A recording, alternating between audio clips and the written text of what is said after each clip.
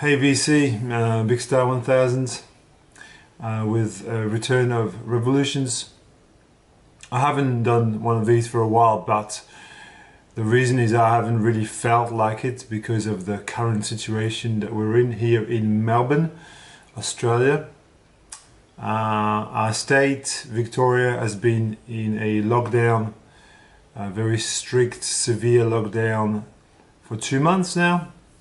We had a lockdown at the start of the year, then we had a period about a month without a lockdown, and then we've been back in it. And a lockdown consists of 1 hour of exercise a day within 5 kilometers of home, no visitors, curfew from 8 p.m. to 5 a.m. The fines are very high, get up to $20,000 if you're found outside of your zone, and it's going to continue for another 6 weeks at least. The aim is to have between 0 and 5 cases a day, which is not going to happen. To give you a bit of perspective about the situation in Australia at the moment, we currently have about 2,000 active cases for a population of 25 million. That is 0.01% of the population has COVID-19, which means that the threat is very low. There's currently 0.4% of all COVID tests that are returning positive. And yet we're sort of, locked in. Basically, we have no, we just, it is the most bizarre thing. Our lockdown is now going to be longer than Italy, Wuhan, and all sorts of other places. Even in France, where I come from, where there's been, I don't know, 30,000 people who died. The lockdown didn't last that long. So evidently I have been a little bit, I don't know, worse for wear. I'm just a little bit, I think everyone in Victoria here is a little bit depressed. Because, well, businesses are failing, people's mood is just down, and it's a catastrophe, really. So I'm sorry, that's not very, not a great way of starting a video like this, but records are records, but this is just beyond all understanding. So I've been home for 2 months now, and as a teacher I've been doing a lot of remote learning with kids online, which is challenging in its own way. But I feel for those people who have, I don't know, 2 or 3 kids at home. They have to, they have to do their jobs as well as teaching their own kids. That would be just, terrible. So in the meantime, to occupy myself, I've been reading a lot, and the last book I read is this autobiography by Chris Frantz, the drummer of the Talking Heads, Thompson Club, and Tina, Remain in Love. And this is not, I wouldn't recommend this as a biography. It's very self-important. Chris Frantz never fails to remind you how many people he's met, who he's talked to, and how he influenced that person and that other person. The Talking Heads are one of my favorite rock bands. I think I'd place them in my top 10 favorite rock bands. But you learn 3 things in here. Number 1, Chris Frantz loves women, and for every time there's a woman mentioned here, there's a comment about her physical appearance, how hot she is, how beautiful she is, how, I mean, if I was Tina Weymouth, his wife, I would have stopped him from publishing this. Secondly, he hates David Byrne. My God, David Byrne and these two are not friends at all. And third, as I said, it's a very self-important thing. However, this biography was good in, finding out some, tidbits about the life in the Talking Heads and how they recorded the albums and the tours and everything. So it was fodder for me to play some records. And obviously, I mean, I love the Talking Heads. I just love them to bits. And I played all of the records back to back. And one of the last ones that I played was Fear of Music, which is just a superb album. It's the third studio album, and it's the album that precedes Remain in Light.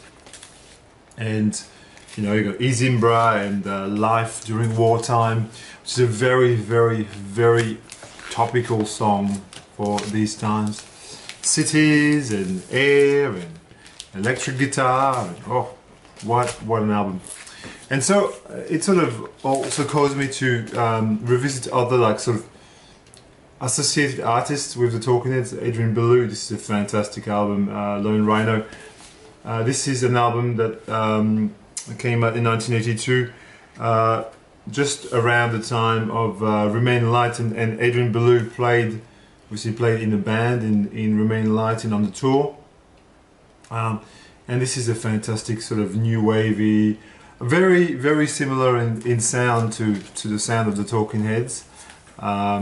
Very underrated record, very, very, very nice, excellent. And again, these records that I'm going to show you, they're all sort of on the periphery of the Talking Heads. This is the first XTC record, and XTC toured on one of the first European tours with the Talking Heads, and they were a great pairing. And in fact, this album, White Music, is very, very much in the vein of an early Talking Heads record, sonically speaking and conceptually. I think very, very comparable to, say, Talking Heads 77 or even more songs about buildings and food. This contains the great Statue of Liberty, which, if you haven't heard, I recommend. XTC were a band from Swindon in England, and all the records are interesting, more or less. Another band that was very important in the surroundings of the Talking Heads were the B-52s, and this album is even closer to the Talking Heads because it's an album that was produced by David Byrne. It's also the only B-52s album that ever sort of flopped, bizarrely enough. But I think it's fantastic. It's got, it's kind of like a mix between the sound of the Talking Heads and the sound of the B-52s, and I just love the B-52s. They're such a great band. Another no-brainer, which is again inspired by the book, is revisiting Blondie, because obviously there was all this thing about the scene and CBGBs in New York, and they all knew each other, and Chris Stein and Debbie Harry and all.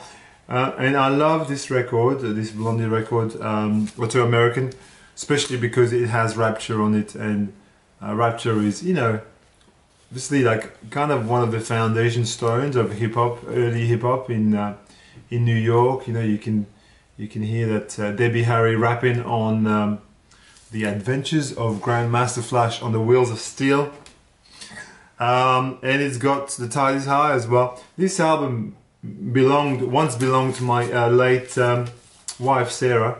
Was one of her records from her personal collection, and I still play it, and I think of her when I play. And obviously the Ramones. Well, the Ramones were kind of the first band that the Talking Heads associated themselves with. They were on the same stage as CBGBs, and then they went on their first European tour with them. And this is the first record with Blitzkrieg Pop, Beaten and Brat, Jesus Punk, just hits. Brilliant. And okay, I'll continue with other things. I revisited this French kind of avant-garde slash funky flute record by Jean-Claude Solar. And Jean-Claude Solar is a French flautist and composer. And this album features also Serge Franklin on sitar. And Serge Franklin is a very well-known, well, not really well-known, but you know, he has a great reputation as a sideman on lots of records, and his sitar playing makes him unique in the French underground, if you will. Flute Libre is I very highly recommend. You can get this very easily. It's on Souffle Continu Records, which is a Parisian label. And first side is sort of funkier, loose, jazzy, and the second side is more experimental. Just take a listen online. I haven't done this for a while, so I don't know what I'm doing. In a completely different vein, post-punk EP by the Laughing Clowns.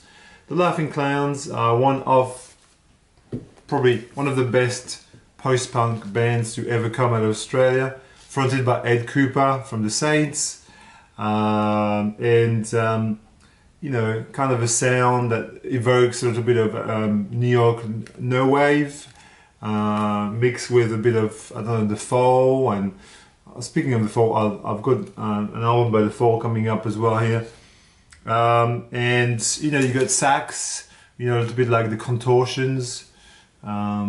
This is a great EP. Everything That Flies, it's called. Everything That Flies Is Not a Bird, from 1982. Although I doubt you would find this very easily, but I'm sure you can find other records by the Laughing Clowns. A very, very, very lovely collaboration by two of my favorites, John Cale and Terry Reilly. John Cale, obviously, the Welsh musician, once in the Velvet Underground, and Terry Reilly, the granddaddy of minimalism.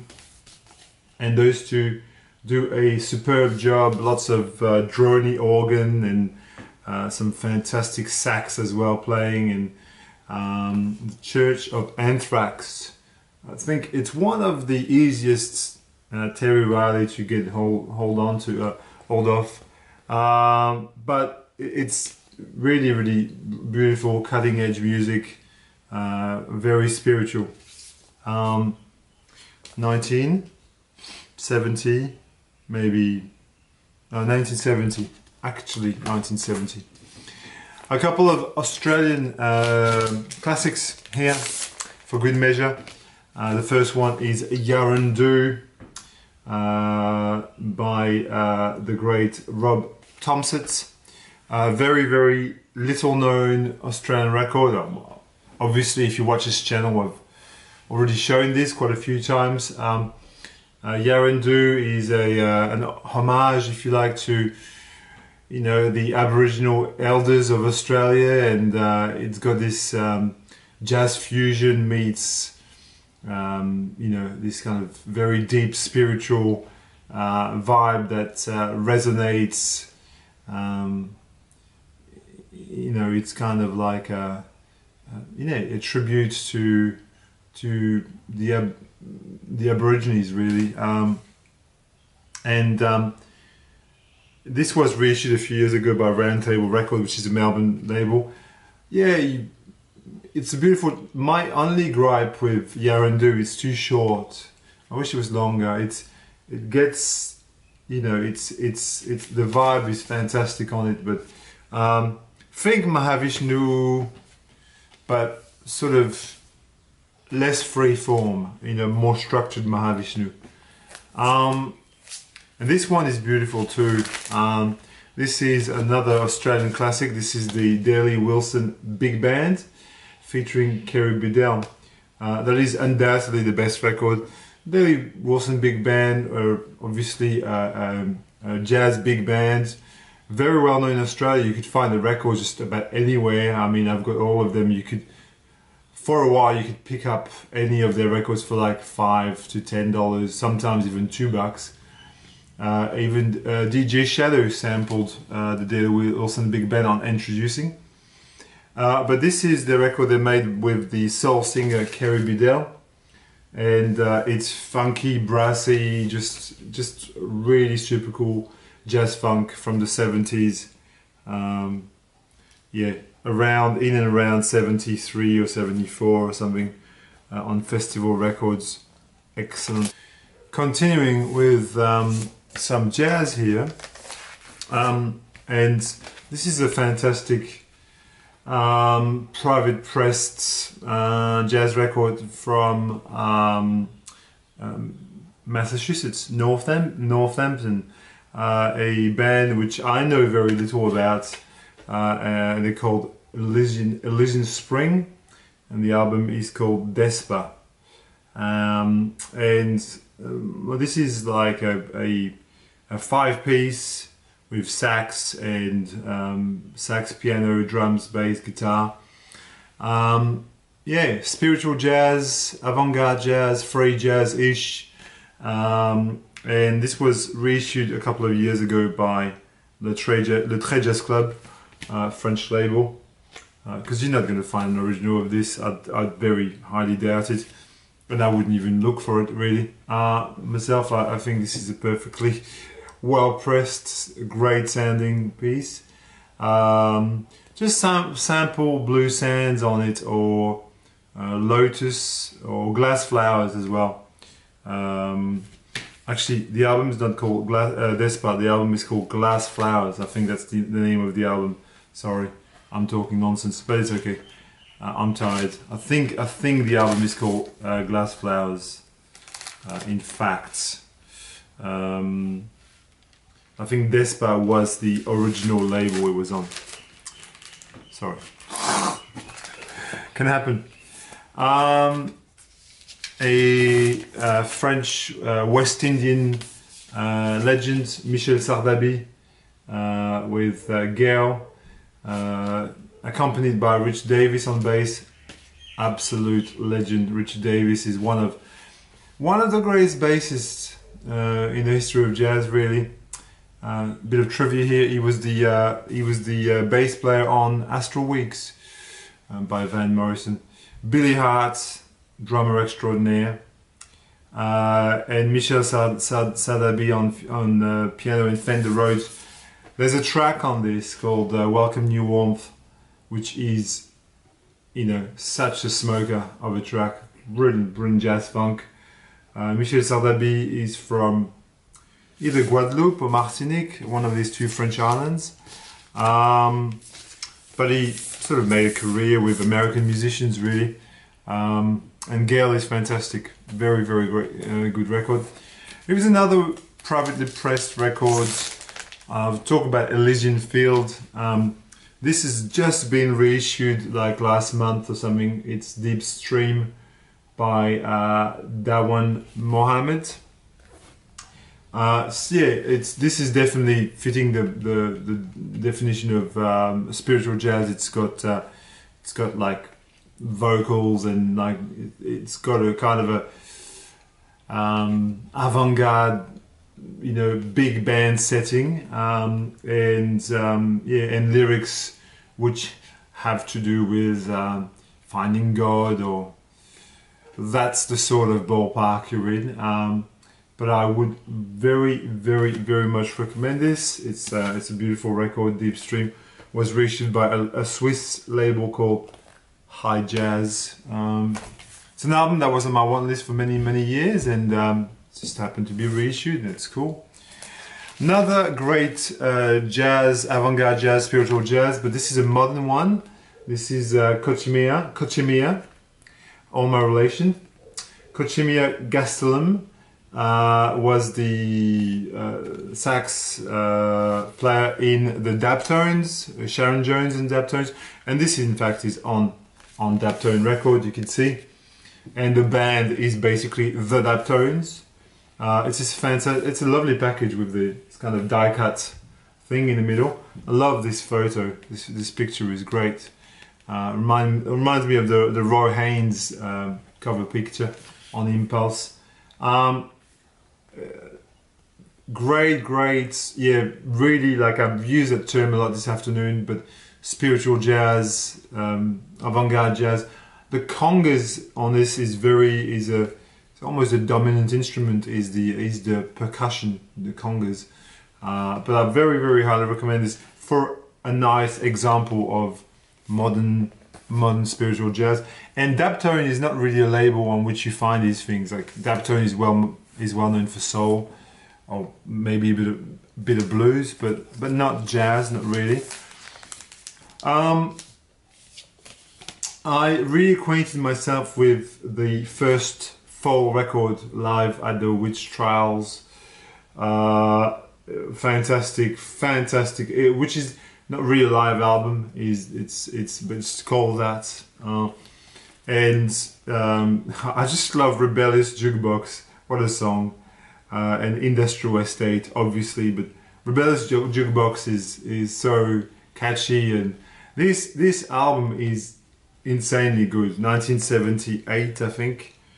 79. This is a reissue, but it sounds good. It sounds fine. It's a good press. And I'm not fussed about getting an original of this. It's not really a record that I would justify the price of. See, with an original, I think when you buy an original of something that's rare, for example, you have to be able to justify, I'm going to play this a lot. And that's mostly my philosophy with finding originals, is an album that I really love and I really want an original of. Otherwise, I'm happy with reissues. Case in point, Soul of the Bible, which has only been issued twice. I was surprised to see the other day on Discogs.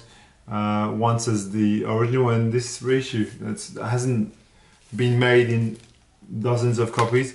Cannonball Adderley, actually no, it's the Nat Adderley Sextet. It says Cannonball Adderley Presents. This is a fantastic soul jazz record with spoken word pieces about the Bible, obviously, and the band features, who's in the band? Walter Booker on bass, Roy McCurdy on drums, George Duke on piano, and Nat Adderley, with the addition of Eto Morera on various instruments. I think it's a Nat Adderley quartet, not sextet, quartet. Oh no, sextet. Yeah, there we go. It's there. Yeah, I'm not really on the ball this afternoon, but never mind. A French treasure, Jean-Michel Jarre, with the compilation Rarities. It's one of the only ways you can get his first singles, like for example, Eros Machine and La Cage, which is his first single. And that's the sleeve basically of Eros Machine and La Cage, his first single. That's the sleeve that they use. So this is very, yeah, way more experimental, way more out there, way more crack rocky, if you like, than what Jean-Michel Jarre is known for. That is Equinox and Oxygène and, you know, Champ Magnétique and all that. The Japanese Kate Bush, Akiko Yano. I love this record. This is so good, so good. Akiko Yano, she made this kind of idiosyncratic pop music in Japan, and it really does sound like Kate Bush at times. It's very bouncy, very joyful. I don't know what she's singing about, but the band comprises of you know, people like Rishi Sakamoto and Harumi Osono. So it's basically like a Yellow Magic Orchestra side project, pretty much. But she's fronted by, and she's beautiful on the front cover. You know, it's very like sort of glowy and you know, makes you want to play the record. Okay, a few more if you can. I haven't made a video for a while, so you know, that's just catching up with. the fantastic Blade Runner soundtrack by Vangelis. I don't need to introduce that very much. One of the best movies ever made, one of the best soundtracks, most fitting soundtracks by the great Vangelis. And except for One More Kiss Dear, which I find a little bit out of place, this kind of, you know, 1940s kind of ballad there. It's very strange, but you know, it is what it is. One of my favorite records of the moment, Idris Ackamoor. He's just released a new one, probably like a couple of weeks ago. But I don't know if I will bother, because I don't know that it can be better than this. That's the problem, you know, when you buy records, you can always buy everything that everyone releases all the time. You can't. I mean, I've got shelf space, which is at the premium at the moment, is pretty full. So this one I think will suffice. An Angel Fell, Idris Ackamoor and the Pyramids. Classic sort of, you know, soul jazz combo from the 70s. And this is fabulous. It's so good. There's great violin parts. It's very melodic. It's explosive. This record is, I would highly recommend to anyone who likes jazz, free jazz, spiritual jazz, soul jazz. Everything is in there. Just check it out. From 2018. Another Australian record that I revisited recently is Stratus Funk. It's an album by Bruce Clark. The Bruce Clark Quintet, Clark with an E at the end. This is very dark. You can hardly see this. I can hardly read what's there. But yeah, it's an Aussie jazz record. I wouldn't say it's a must-have, or it's a, you know, you need to, you know, do anything you can to find this. So it's a nice record. And living in Australia, you know, I've championed Australian jazz for a long time, and you know this if you watch this channel. I've made lots of videos about Aussie jazz. I don't buy a lot of Aussie jazz except for modern stuff anymore, because I think I've got around to getting the things that I wanted. You know, between the Brian Brand Quintet, the things like Don Burrows and you know, Galapagos Duck, and this kind of things which I highlighted many times on my video in the past. I mean, I've been doing this for 10 years, so you know, if you're a new viewer, let's just say, you know, go back and you'll see this is not essential by any means, Stratus Funk, but it's a nice record in the scheme of Aussie jazz.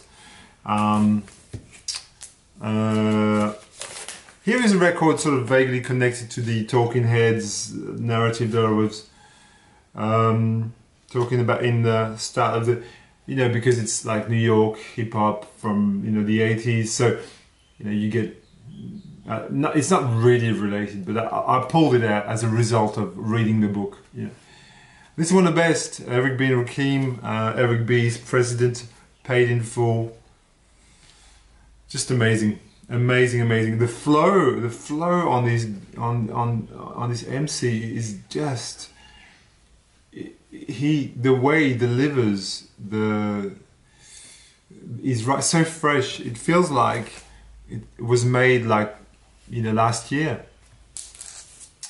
And I'll finish off with this Krat Rock album, Rastacrat Pasta by Mobius, Dieter Mobius and Connie Plank.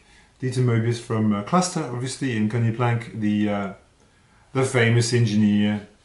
And this is, you know, Rastacrat Pasta, so you can hear it's Rasta, it's a little bit of dub reggae mixed with a bit of Krat Rock, experimental stuff. I like this record. It's not, you know, it's not mind-blowing or anything, but it's a record I like to go back to on occasion. It's an original on Sky Records. That's all I'll say for today. I hope I haven't babbled too much or for too long, but gotta understand, it's, you know, the state of mind that we're in at the moment here is pretty unique. We're It's not easy, you know. It's not easy to be, you know, in a place where you basically don't know when it's going to end. You know, you don't know when it's going to finish. It's there's no. That's, I think, the biggest problem of the whole narrative is, you know, we don't know where they're going with this. Is, you know, it's going to destroy way more than just people. You know, it's going to destroy people's lives. Anyway, here I go. Hope you're well. Take care. Talk to me. And until next time.